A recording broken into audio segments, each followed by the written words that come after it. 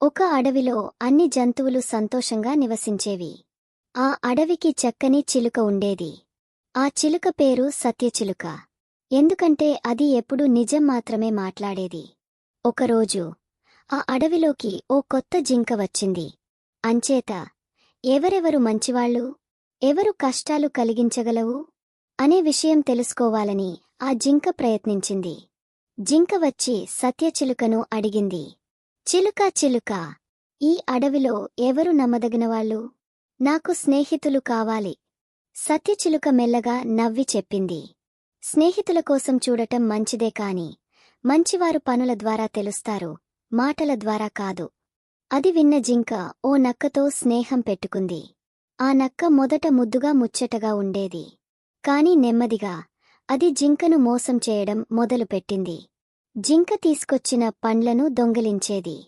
జింక బాధపడింది. మళ్ళీ సత్యచిలుక దగ్గరకు వెళ్లి చెప్పింది. నీ మాట నిజం చిలుకా. నక్క నాకు స్నేహితిగా లేదని ఇప్పుడే తెలిసింది. సత్యచిలుక ముద్దుగా చెప్పింది.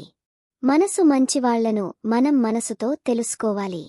నిజాయితీ ఉన్నవారిని గుర్తించడానికి కొంత సమయం పడుతుంది కాని ఎప్పటికీ మంచి ఫలితం ఇస్తుంది.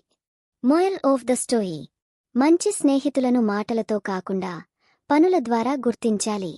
నిజాయితీ ఉన్నవారితో స్నేహం స్థిరంగా ఉంటుంది.